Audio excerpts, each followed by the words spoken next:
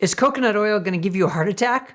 Or is it a healthy fat that can actually reduce your risk of heart disease? Surprisingly, there's quite a bit of controversy around this question.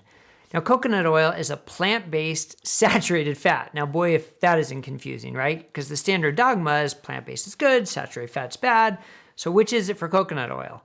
Well, we often hear that it's an artery clogging saturated fat. That's kind of what I hear most about it, I think. But first, we got to get rid of this whole concept of artery clogging saturated fats. That just needs to go away because it isn't that simple. But secondly, this is a prime example of how we need to evaluate foods and diets on their own merits and not based on a general classification like plant-based or saturated fat or whatever. And a recent comprehensive analysis published by Dr. Mary Newport in the journal Nutrients challenges the conventional wisdom against coconut oil. This study delves deep into the effects of coconut oil on various lipid parameters and cholesterol, offering a fresh perspective on its role in cardiovascular health.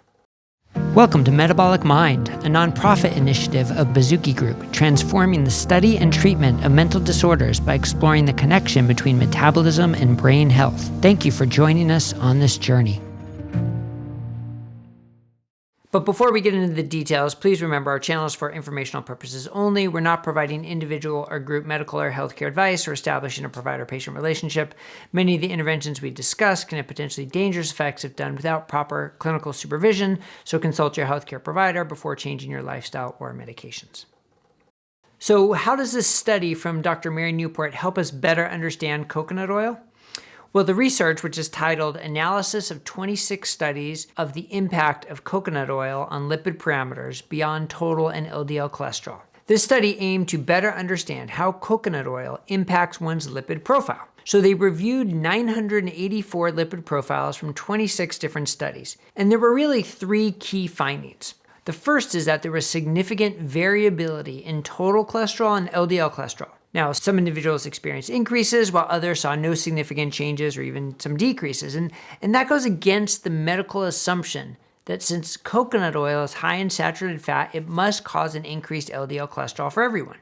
That simply isn't true. But second, there was a consistent increase in HDL cholesterol.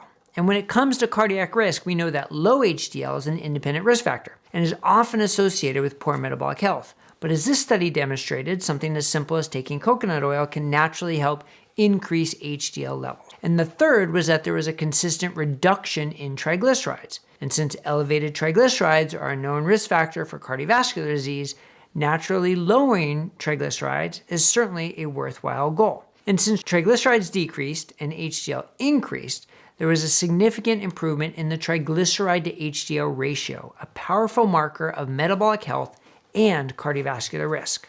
So remember, the traditional stance against coconut oil primarily stems from its saturated fat content, which was believed to raise total cholesterol and LDL and thereby increasing heart disease risk. However, this analysis suggests the lipid profile changes associated with coconut oil are much more nuanced. The increase in HDL and decrease in triglyceride may offset any potential concerns about LDL elevations when they even happen, since it was clearly not a consistent effect. And here's another interesting point brought up in this paper. Coconut oil is rich in medium-chain fatty acids, which differ from the long-chain fatty acids found in other saturated fats like palm oil. So medium-chain fatty acids are metabolized differently in the body, potentially leading to distinct effects on lipid metabolism and overall health. Now, this distinction underscores the need to evaluate coconut oil based on its unique composition rather than just grouping it in with other saturated fats. And of course, we also can't ignore the whole dietary matrix. Saturated fat by itself is one thing, but doesn't exist by itself. What's its impact on someone who's eating a high-carb, high-fat, high-calorie diet compared to someone eating a low-carb, high-fat, and then naturally lower-calorie diet?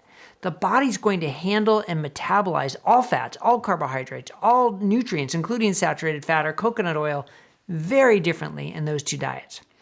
So it's time to realize we can't speak of dietary fat or saturated fat as if it's all one thing or as if it exists in a vacuum. For decades, the dietary guidelines have recommended limiting saturated fat intake, including coconut oil, to prevent heart disease. But this comprehensive analysis questions the validity of such blanket recommendations, as do many other papers.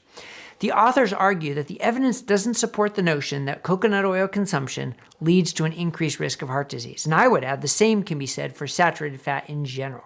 So the authors of this study advocate for a more individualized approach to dietary fats, whether it's coconut oil, saturated fat, or whatever, considering the unique properties and effects of the different fats and oils. And of course, we also need to consider the overall diet as well. So I applaud Dr. Newport for her work on this publication, and I would love to hear your thoughts. Like, what do you think about coconut oil or saturated fat in general? Please leave us a comment, and if you found this helpful, please like and subscribe so you won't miss any of our future content. Thank you for watching. I'm Dr. Brett Scher, and we'll see you here next time at Metabolic Mind, a nonprofit initiative of Bazooki Group.